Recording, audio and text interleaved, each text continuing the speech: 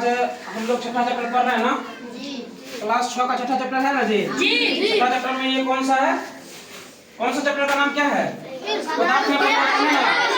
क्या नाम है? पदार्थ में परिवर्तन।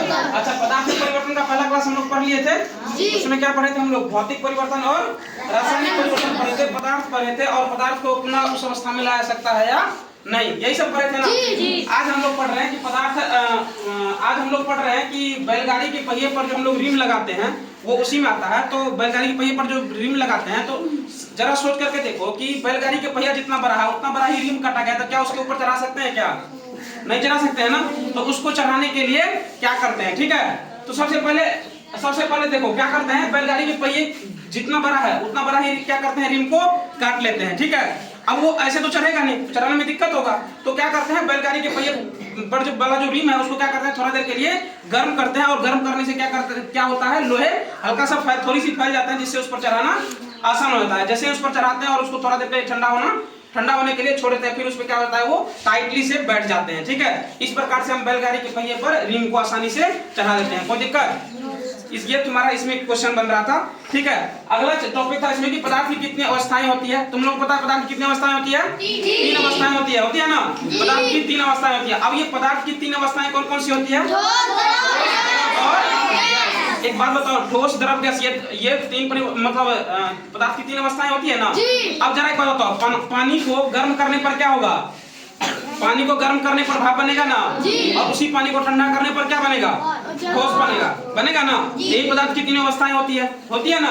अब जरा देखो, हम यहीं पे लिखा है वाष्पन लिखा है, तो द्रव जल को वाष्प में बदलना क्या कहलाता है? द्रव या जल को वाष्प में बदलना क्या कहलाता है? वाष्पन कहलाता है। उसी तरह से हम लोग क्या करते हैं, पहले क्या करते हैं, बर्फ को क्या करते हैं, गर्म करते हैं, तो क्या बनता है? बर्फ को गर्म करते हैं तो क्या बनेगा? जल बनेगा ना। और जैसे ही जल को फिर गर्म करेंगे तो क्या बन जाएगा? जलवाष्प बन जाएगा ना। उसी प्रकार से अगर तुम देखोगे, अच्छा, बर्फ से जल में कैसे परिवर्तित हो गया? गर्म करने से या ठंडा करने से? तो सिंपल सी बात है कि उसको गर्म किए, है ना, ठोस अवस्था में है ना, उसको गर्म किया तो क्या बन गया? जल बन गया। और जल को जैसे ही गर्म किया क्या बन गया? जलवाष्प बन गया। अच्छा, क्या सभी पदार्थों के साथ ये संभव है? क्या नहीं है, ये सिर्फ पानी के साथ हम लोग कर सकते हैं। अगला है तुम्हारा संघनन। तो वह प्रक्रिया जिसमें क्या होता है, गैस को ठंडा करके जल में परिवर्तित कर दिया जाता है, उसी को हम लोग क्या कहते हैं? संघनन कहते हैं। क्या कहते हैं? देखो, वाष्पन को इंग्लिश में इवेपोरेशन बोलते हैं और संघनन को इंग्लिश में क्या बोलते हैं? कंडेंसेशन बोलते हैं। क्या बोलते हैं? कंडेंसेशन बोलते हैं। भौतिक परिवर्तन को इंग्लिश में फिजिकल चेंज और रासायनिक परिवर्तन को इंग्लिश में केमिकल चेंज बोलते हैं। समझ में आई बात? और जलवाष्प को क्या बोलते हैं? वाटर वेपर बोलते हैं। क्या बोलते हैं? Water vapour. अच्छा, अगला है तुम्हारा कि वह प्रक्रिया जिसमें वाष्प या गैस द्रव में परिवर्तित हो जाता है, संघनन कहलाता है, ठीक है ना। वाष्प को जैसे ही ठंडा करेंगे तो किसमें बदल जाता है? द्रव में बदल जाता है। इसी को हम लोग क्या कहते हैं? संघनन कहते हैं, ठीक है। इसमें देखो हम लिखे भी है, जलवाष्प को जैसे ही ठंडा किया क्या बन गया? जल को जैसे ही ठंडा किया क्या बन गया? मतलब जिसका वाष्पन का जस्ट विपरीत कर दिया हम लोग, ठीक है। वाष्पन का क्या कर दिए? विपरीत कर दिए, यानी कि उल्टा कर दिए। उसी प्रकार से अब देखो, कपूर भी एक ऐसा पदार्थ है जिसका 2 ही अवस्था होता है। कपूर और या नौसदर भी तुम कर सकते हो, नौसदर के साथ भी हम लोग कर सकते हैं। तो कपूर या नौसदर, इसका 2 ही अवस्था होता है। क्या, कौन कौन सा?